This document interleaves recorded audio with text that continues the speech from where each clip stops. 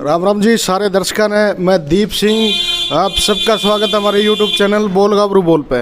आज भाई आप आ रहे हैं यार, आप जानते होगे परिचय के मोहताज नहीं है। और आज की जो सबसे बड़ी खबर है, राजनीति में उठा पटक इतनी हो रही है, बस समझे में नहीं आ रही है।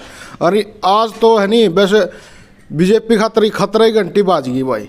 अरे नू नहीं बेरा कुकर के रहेगा, विरोध इलेक्शन में कितना प्रभाव पड़ेगा, कुकर के रहेगा इनका।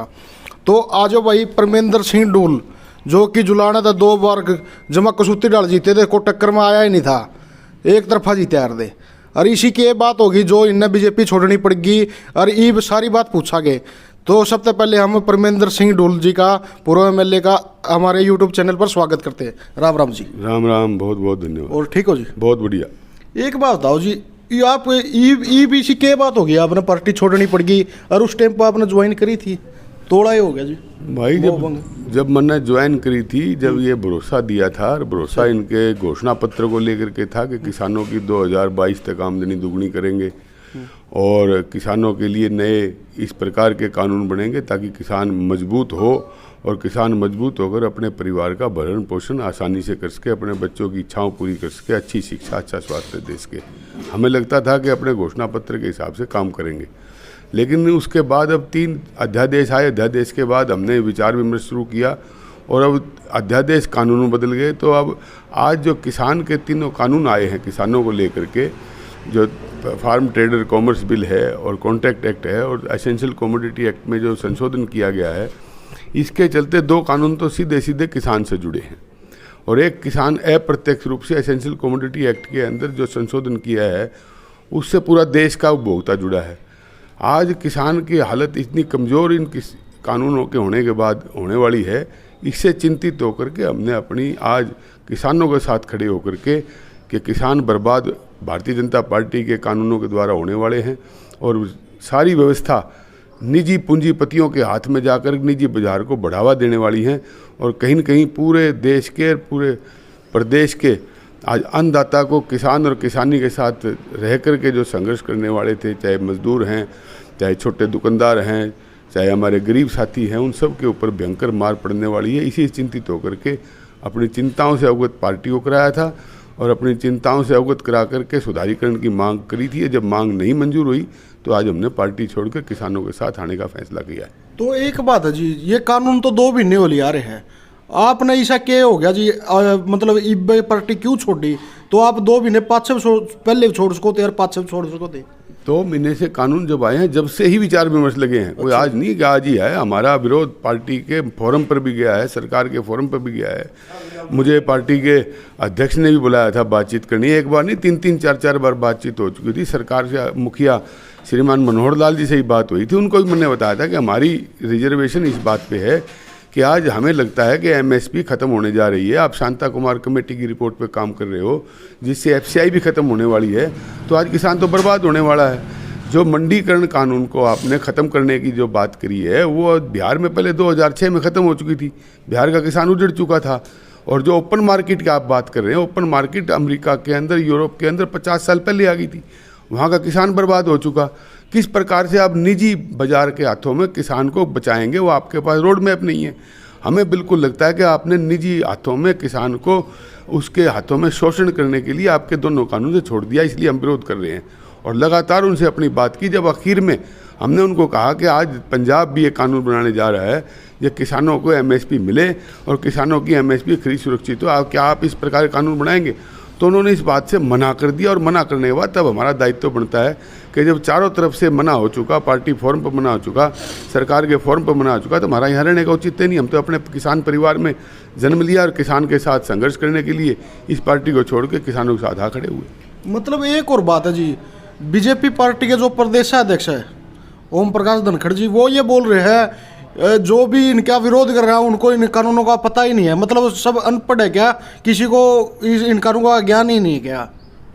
वो तो ज्ञान तो उनको स्वयं होना चाहिए। अगर वो किसान के बेटे हैं तो उनके अंतरात्मा को ज्ञान है, लेकिन हमें तो पूरा ज्ञान है। वकील हूँ, 40 साल हो गए वकालत करने। कानून पता है, कानून की भाषा पता है, कानून के बारे में पता है। ऐसा नहीं है कि पढ़ लिख कर नहीं, हम ये पढ़ लिख करके हमने ज्ञान नहीं लिया। 10 साल में एमएलए रहा हूँ। मैंने अपने एमएलए रहने के समय में सदाई किसान के हित की बात की है। विधानसभा के अंदर किसान की लड़ाई लड़ी है। स्वर्गीय मेरे पिता चौधरी दल सिंह 7 बार MLA रहे, उन्होंने किसान की लड़ाई लड़ी है। तो हमारे पर तो जिम्मेवारी बनती है कि हम किसान के साथ खड़े हों। इन सारी बातों विचार करके जब पूरी तरह से भारतीय जनता पार्टी और जननायक जनता पार्टी जो आज ये केवल और केवल किसानी के मुद्दे पर सत्ता के अंदर प्रवेश किया, चौधरी देवीलाल के आदर्शों को लेकर प्रवेश किया, आज कहीं कि उनकी जिम्मेवारी बनती थी कि कम से कम प्रदेश के किसान को तो बचाएं आगे आकर के। जो आज पंजाब ने करके दिखाया, इनको करना चाहिए था, लेकिन इनकी इच्छा शक्ति किसान को बचाने की नहीं, किसान को निजी हाथों में सौंप कर उनका शोषण करने का अधिकार पूंजीपतियों को देने की है। इसके विरोध में पार्टी छोड़ी है। तो एक और बात है जी, जो कर ये कानून आए, आपने ये पढ़े तो ये किसान विरोधी कानून थे, आपने लागे, तो इस करके आपने किसान खातर पार्टी छोड़ी है। तो उसके बारे में कोई बीजेपी वाले बड़े आला नेता का आपका तो फोन आया, क्यों छोड़ा भाई पार्टी, क्या बात होगी? यह बात हुई नहीं। मैंने पहले भी आपको बताया कि हमारी 1-1.5 महीना पहले विचार विमर्श हमारे साथी जो जनप्रतिनिधि रहे हैं उनसे विचार विमर्श चंडीगढ़ में हुआ, पंचकुला में हुआ था। उसके बाद मुझे बुलाया भी गया था, 3 बार पार्टी फोरम में बात भी हुई है, सरकार के सत्र पर भी बात हुई है। लेकिन वो जो हमारी बात सुनने को तैयार नहीं, किसी भी रूप से अपनी बात से पीछे हटने को तैयार नहीं, तो हम भी किसान की बात को लेकर के इस पार्टी छोड़ी है।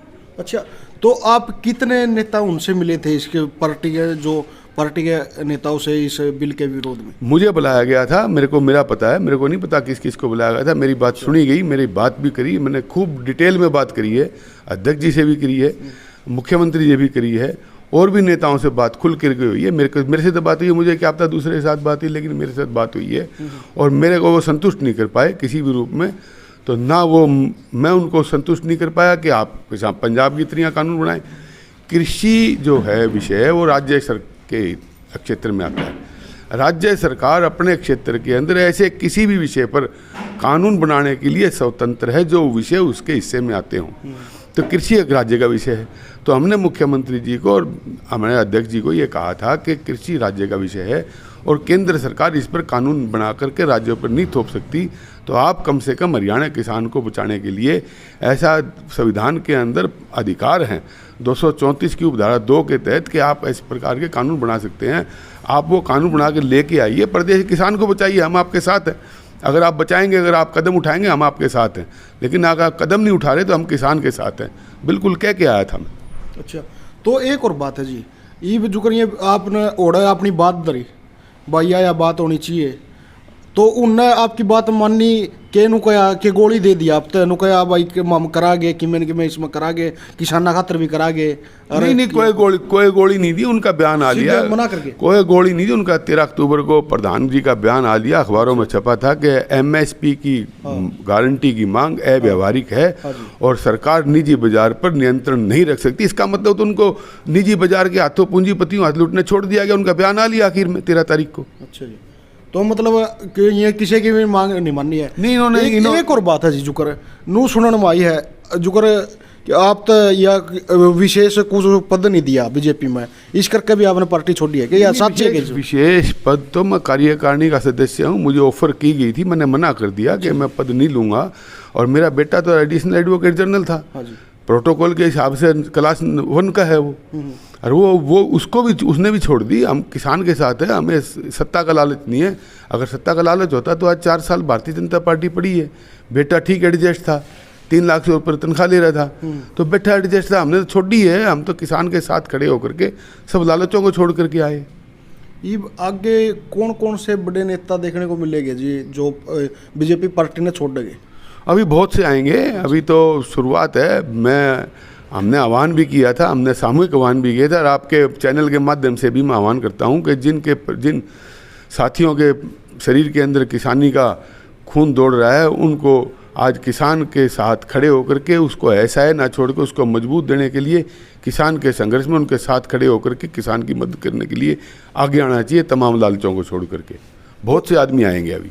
तो एक और बात है जी, ईब आगे की राजनीति आपकी किस ओर जाओगे जी? आप कौन सी पार्टी ज्वाइन कर सको या किसे मन जानते? अभी तक हमारा फैसला केवल और केवल किसान को मजबूत करने का और किसान के मुद्दे पर किसानों को जागरूक करने का और ये बताने का कि समय आ गया है कि भारतीय जनता पार्टी, जननायक जनता पार्टी गठबंधन की जो प्रदेश में सरकार है, इसको बड़ौदा चुनाव में हरा करके चलता करने का वक्त है, ताकि आने वाले समय के अंदर देश और प्रदेश में ऐसी व्यवस्था कायम हो जो दीनबंधु चौधरी छोटू राम ने 81 साल पहले पंजाब में दी थी, जिसकी वजह से पंजाब का किसान आज हरियाणा का किसान आज मजबूत था, मजबूत स्थिति में था।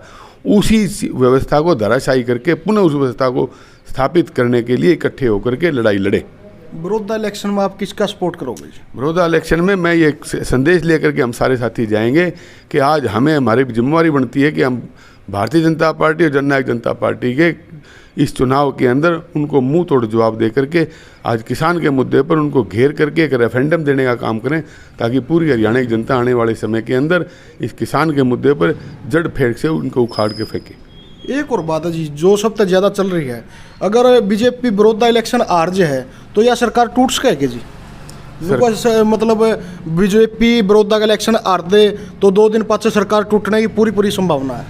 किसान का खून उबाल खाएगा तो किसान के जब खून उबाल खाता है तो किसान के खून उबाल में बड़े बड़े धाराशाही हो जाते हैं। हिंदुस्तान की जनता पहले देख चुकी है, हरियाणा की जनता देख चुकी है।